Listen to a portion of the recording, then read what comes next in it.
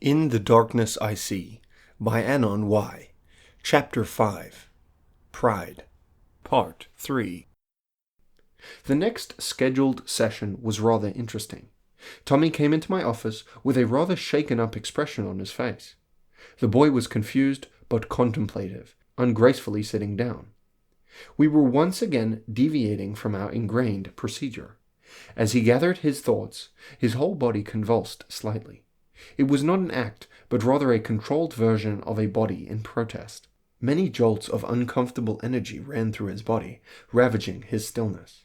He slowly returned to a less contorted disposition and shared his troubling news, explaining, "I kept looking through the dark web, and I was surprised to find a site that shared declassified but suppressed government testing videos.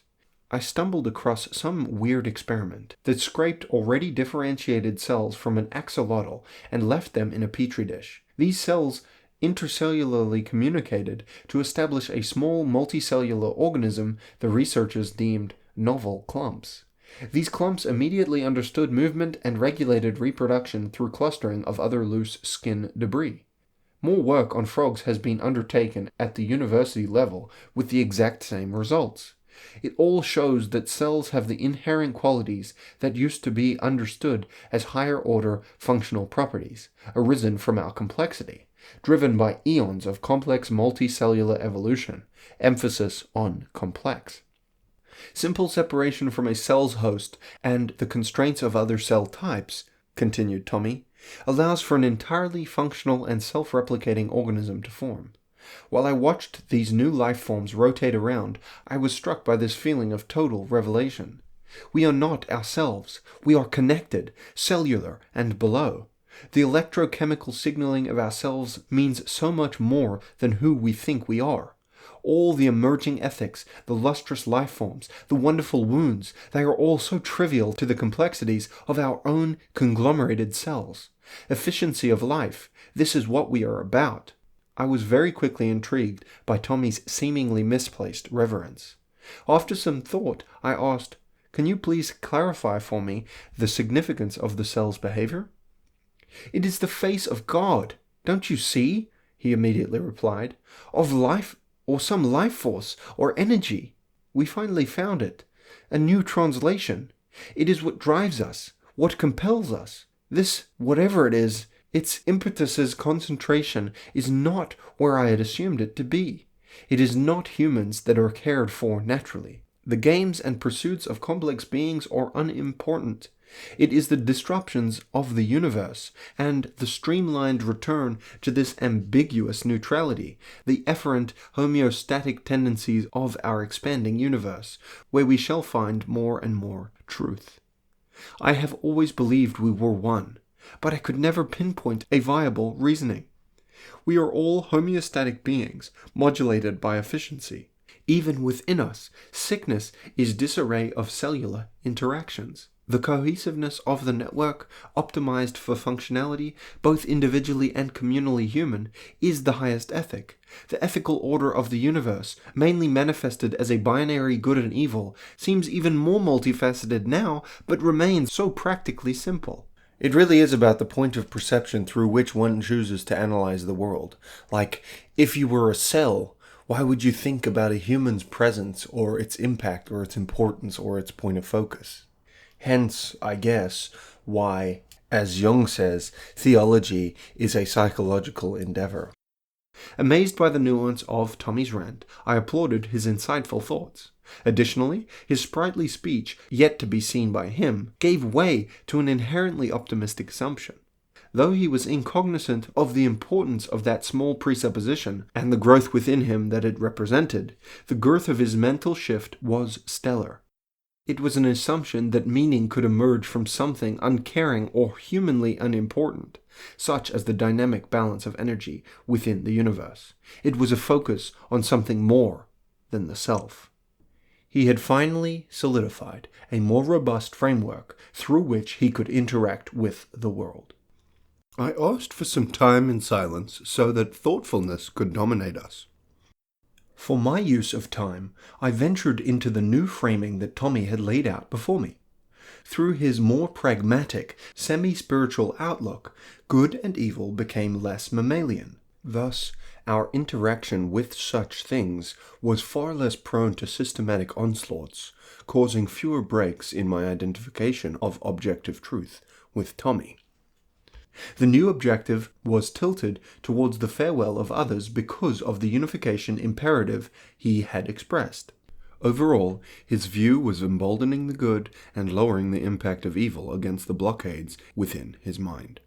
That kind kingdom. He was actively building a new framework of moral understanding from the potently less ignorant shards of his past, just post-something vile witnessed self. Oh, the creative driver named trauma. That proxy proof of the world as unworthy as reflected by the emptiness insisted upon and abstracted out in order to deflect one's true felt powerlessness.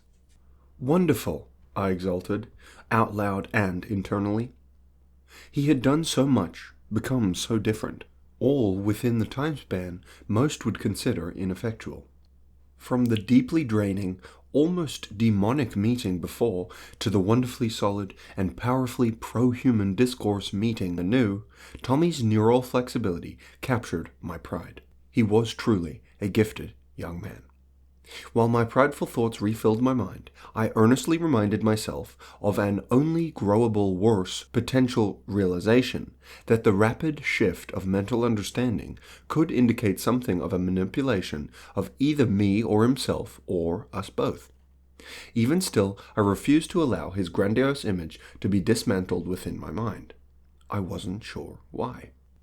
As internally critical as I remained, I continued to praise his mental flexibility and originality. He stared pensively at the area just above my head. His heart was still unsteady.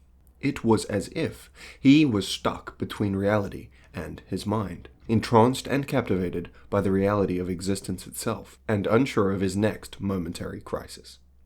He rendered nothing but pain from his confusion, evident in his tormented expression. He was the greatest enigma, with the most insufferably occupied mind residing within, the hope for good pulsating, but the calling for something less simple crying. He continued verbosely. This tissue bundle that formed, he added, it was like watching what I would do if I was free from my restrictions. All I have thought throughout my entire life is that there was some emergent superiority to complexity. These little tissue clumps formed into a new organism and moved through space with such a purpose. The meaning they were able to derive from such an ambiguous environment, it was like they had been programmed by some creator. It's like I'm not living for me. I am a carrier for something greater than myself, individuated on every level, but somehow cohesive. It's hard to express how I'm feeling about it. It's like this. If we hold hands, are we now one? Well, our skin cells are touching.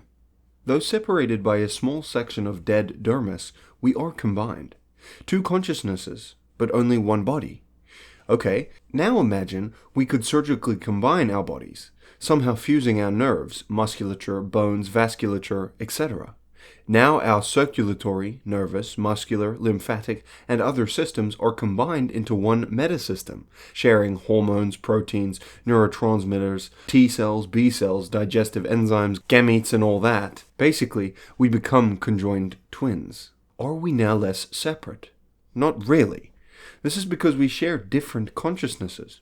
Though our mood and neural regulatory systems may have been combined, our consciousnesses will refuse to be aligned. It is this higher order consciousness that seems to dictate the separateness. By all biological accounts and records, we would be one organism, but we remain separate.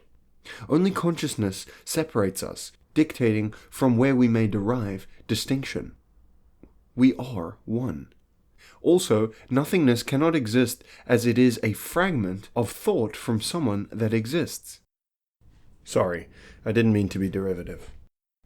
Anyway, we all will die, and when we do, our consciousness will dissipate and the liberation of our cells will begin, their individual processes taking a hold, once more, either functionally recycling or dismantling into cellular parts and energy. When does life begin seems now to be the wrong question. Why do we define life through our separative consciousnesses? Ah, that's a much better question. While I was happy with his theorization, especially as I had seen it clearly in my Peruvian endeavor, I was truly confused by his primary revelation. In my medical and biological experience, the drive for nutrition, metabolism, reproduction, and many other inherent functions seemed mundane.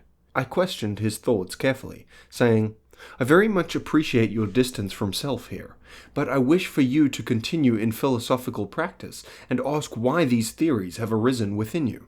Remember that consciousness, though compartmentalized by the philosopher, is always the origination point of thought. If you close your eyes and think deeply about the exact feelings in your first encounter with this uncomfortable realization set, you can learn so much about why this has called out to you." With no hesitation, Tommy slammed his eyes shut and drew a deep breath. It took him a while to uncover the girthy emotionality of his experience. The first minute was quiet, Tommy remaining stiff and still. Suddenly, Tommy thrashed to the side and curled up, slowly relaxing after the clenching energy had passed through him. His eyes remained closed, while his corneas darted around under their covers. After some time spent in agonizing thought, Tommy unzipped his eyes and said keenly, "You are good." Pleased with his praise, I continued the process of uncovering further insights, asking, "Now, carefully craft a precise and concise expression of your thoughts. The cogency of your statement will serve to help delineate, with intense accuracy and precision, why an interaction is either constructive or destructive." Tommy thought for another moment, truly embodying my advice. Another moment passed, and he volleyed two hugely problematic divulgences at me. "For one," he said, "if a differentiated cell is not a part of me, but rather is an independent organism with its own drives and incentives residing within my restrictions, I feel immediately guilty, I think. Secondarily, the distance between your and my cells is the only significant emergent property that differentiates us, and some, too, undeniable separate level of consciousness.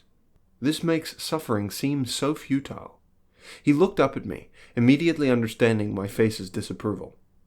"Okay, fine. This makes me feel defeated, trapped and defeated." Amazed by his thoughtful and truthful expression of ideas, I thanked him and continued thinking. After my time in silent speculation was spent, I responded.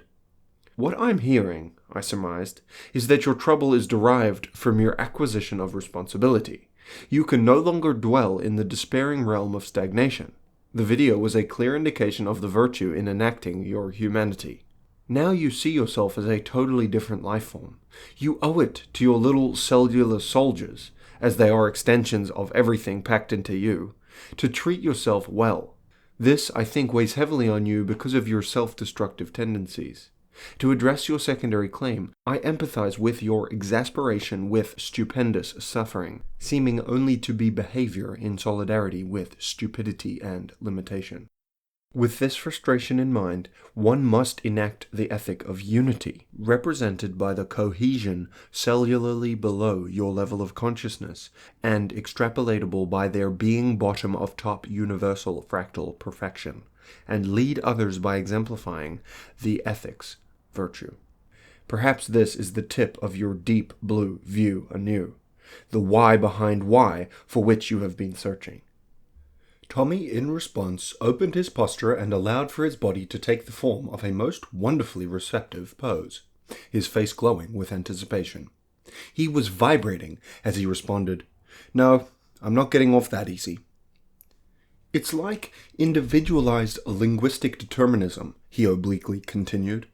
"A clearly conveyed message is a de facto different language to the confused ramblings of average thoughtlessness. I am truly grateful for this insight. I promise to be more complete in my communicative constructions." Though I was glad for Tommy's welcoming reception of my guidance, reading into my incentives correctly, I remained unsure that he had heard my message about his troubled truth. "Did you agree with my analysis of the causes of your discomfort?" I asked. Untouched by annoyance, and coating his speech with the most uncharacteristic joviality, he responded, saying, I have never agreed with someone more. I am so excited for what we will discover and work through together. It was like you scraped the walls of my unconscious. You and Freud linked arms, prancing through my motives and emotions. It's truly awesome to be a part of this process. I had finally cracked through his internal value system. It really was truth.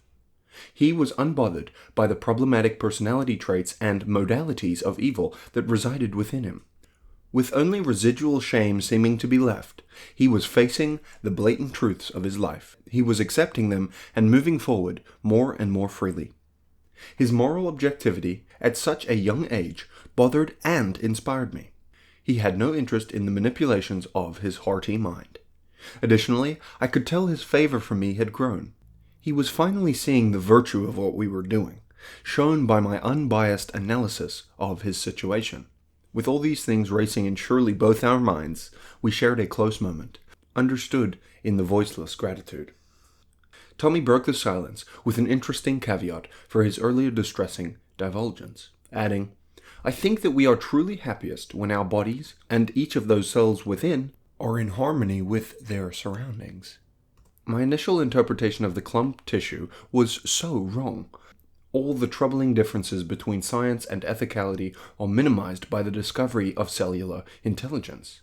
We can now all see what the optimum outcome is. As separated as we seem to be, we should all be living to reduce the pain of existence through unity. Cellular satiation should be the paramount mediator of our interactions. Though seemingly non-human, it is clear now that the communal ethos crafted within each of the various cultures around the world align on a cellular level. If we just listen, malicious and confused manifestations muted, it's all telling us to be one. I can feel the cells in me cheering, all at once. The last sentence of his uproarious celebration sent sparkles of delight up my back. Spinal concordance. It was the most brilliant new perspective that he had taken. The world, so infinitely complex, had been compressed into a clear understanding. By allowing only the cellular correlates to be heightened as the perspective from which to interpret interactions, Tommy had refined his anxious search for meaning into a definitive landscape. My allocation of agreement filled the room. After a period of prolonged praise, I proposed a warning. While this theory offers an ethical underpinning for collective cognition and unification, I explained wearily, abundant suffering is eradicable from the human experience. Life is long, my boy, and your overarching ethic, co-naturally true as it may be, lacks the redemptive authority of its competitors. Though it seems functionally ideal, the truth of the world comes in waves. Your cellular symbolism may cause more moral ambiguity than it alleviates.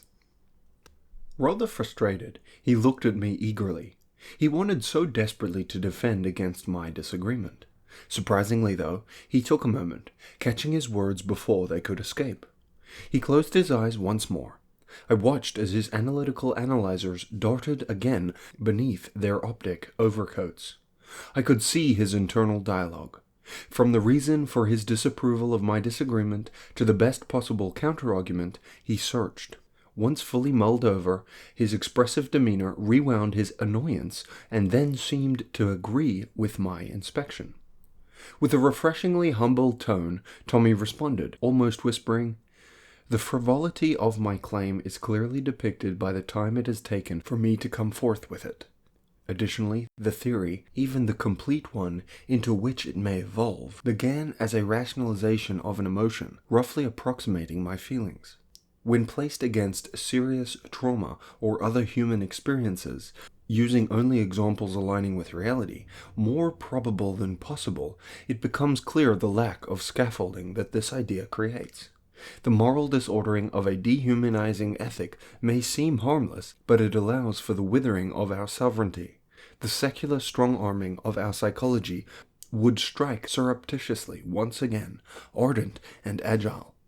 Such a progression of thought perhaps suggests that the sorrowful Soviet sickness was less so sought after than stumbled into." I looked upon Tommy's symmetrical face, clean and uncompromising. He spared no harsh truth for any man, no euphemism used, no matter who. Even when condemning his own work, voluntarily, his forthright commitment to truth surpassed virtuous valor. It was robotic rigidity. As dependable and unvarying as Tommy's mind was, his soul was taking the brunt of the repeated realizations, decompartmentalizations, and rebuilds. It was so clear to me in that moment how actually he hated hearing I agree. His heart hung hazily before him, homeless and hungry, hoping that his hurt was healable. He was so close to something truly great.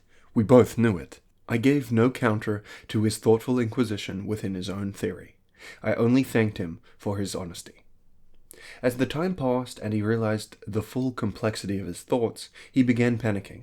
It began as a rapid, shallow breath. As he kept thinking, the respiration continued to ravish his whole body, calling upon his hands to begin fidgeting furiously. Totally engulfing him, the panic traveled to his legs, and he jumped up to pace. After striding through my office for some time, finally erupting, his presiding parlous panic took a hold of his voice.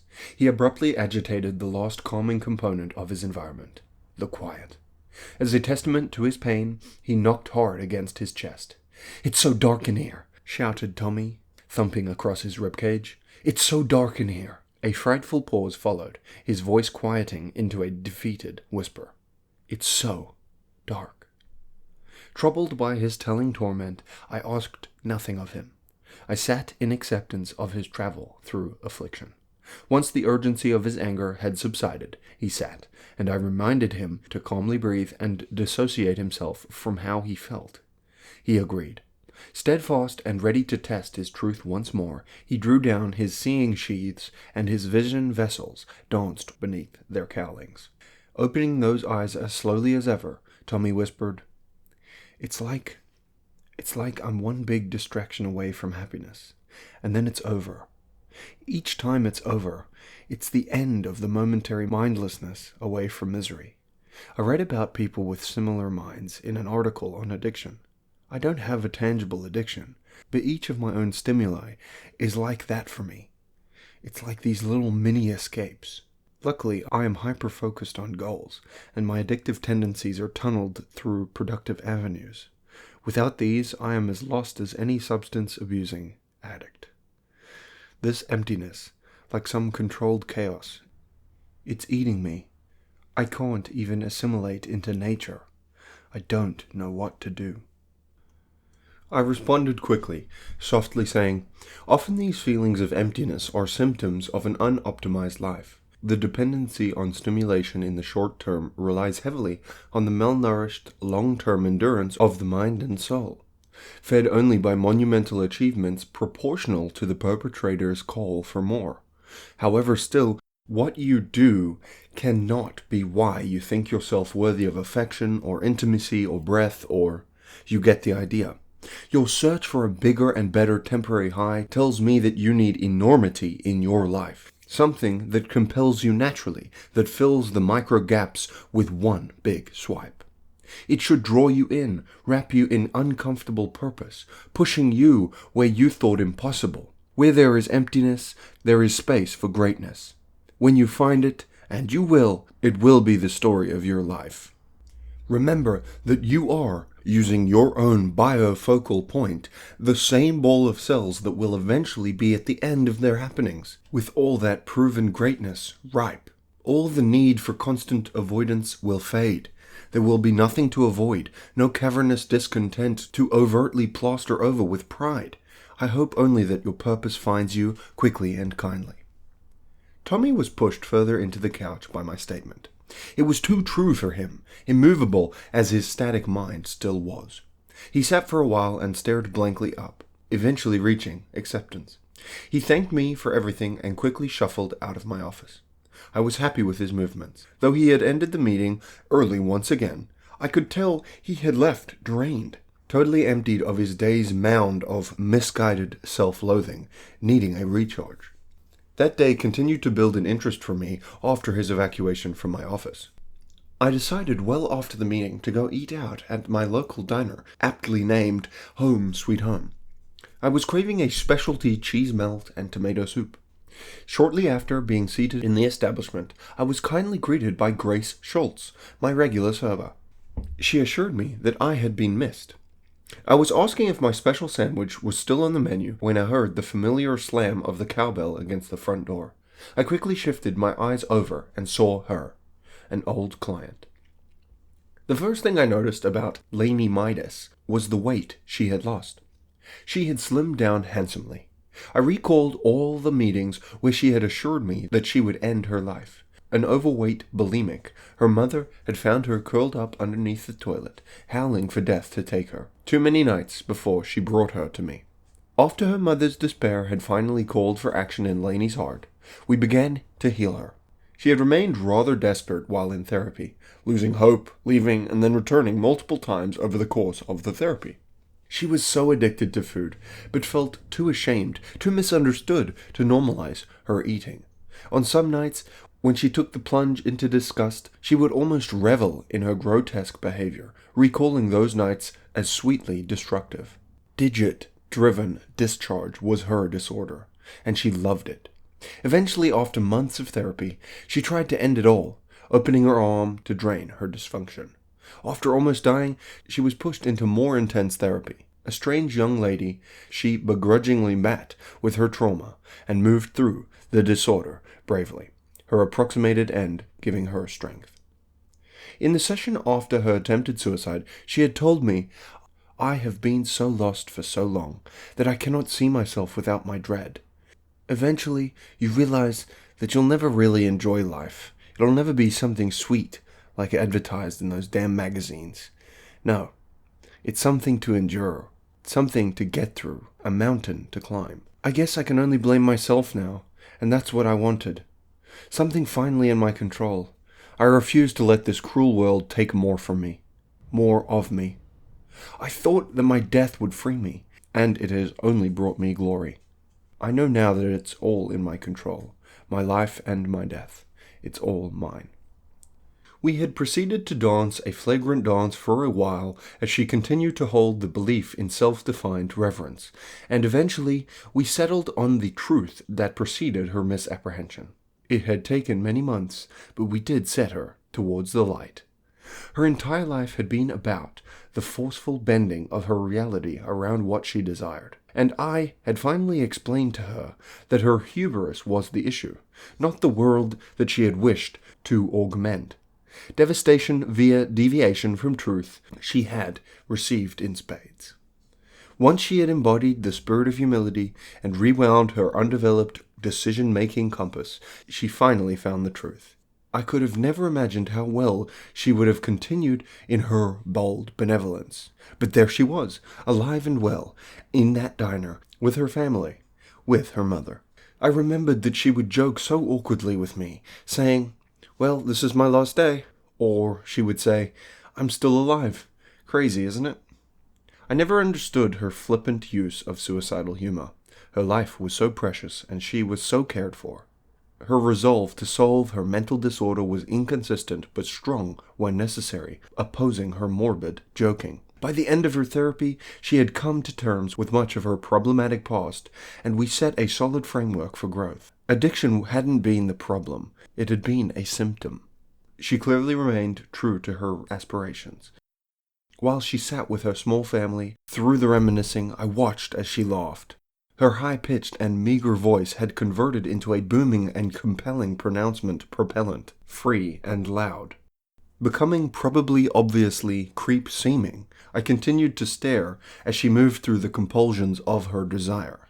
With tasty meals swirling all around her, over and over, her troubled face glared in desperation. Then she lowered her sight, spoke to herself, and finally breathed in deeply. I hoped that she was repeating the mantra I had asked her to create. She had needed a system to allow for the breaking of the fixations when they arose. She and I made the custom phrase, "It's only food, and I'm only human, but there's more in me than I know."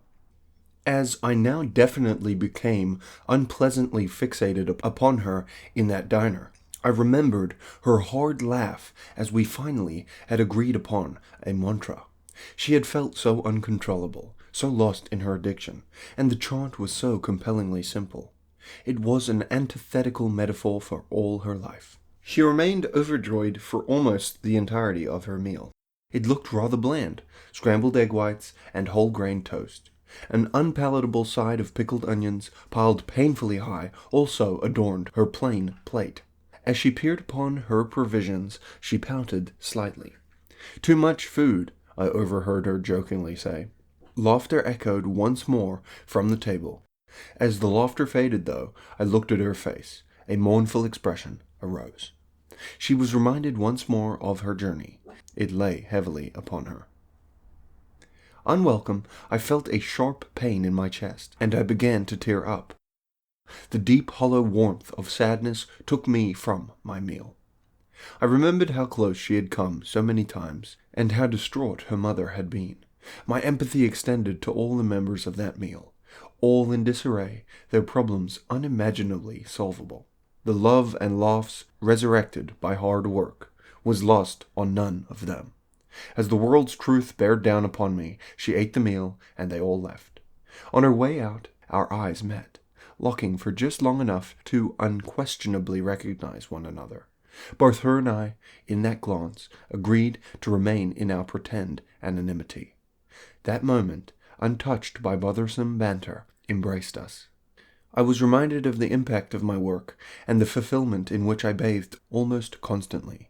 The sight of her and the affixed reminiscing evoked in me a greater urgency for solving the world's problems, one by one. Tommy's first. Her problems were some of the infinitely many issues that grasped all people and extracted their essence. The banality of the world's ailments made me chuckle. I dimly sat, eating my special spread, lost in worried contemplation. Once my gloom had become too tiresome, I left, and on my way out, I looked back at the table at which I had been sitting, and I saw Tommy there, being seated, talking with his mother. I was walking rather slowly, but even that pace proved to be too much a hindrance to allow for focused analysis. I stopped and looked again at the table. It wasn't Tommy at all. It was just another young man, with little care for the world's judgment of his loud bravado. The young man jousted and laughed with his mother. Once I was sure it was not Tommy, I walked out and returned to my home, Blue. I decided there, recovering at my house, that I would help Tommy no matter the personal cost. My old client in that diner, alive and well, had reminded me of my place. It had all hurt me very much, the ups and downs of her dynamic healing. She had, before Tommy, been my most treacherous client, but her laughter in that diner had washed it all away. A similar exchange on some obscure fine day was going to be more potent with Tommy. He was a proud young man, with much to learn. This concludes Chapter 5, Part 3 of In the Darkness I See, by Anon Y.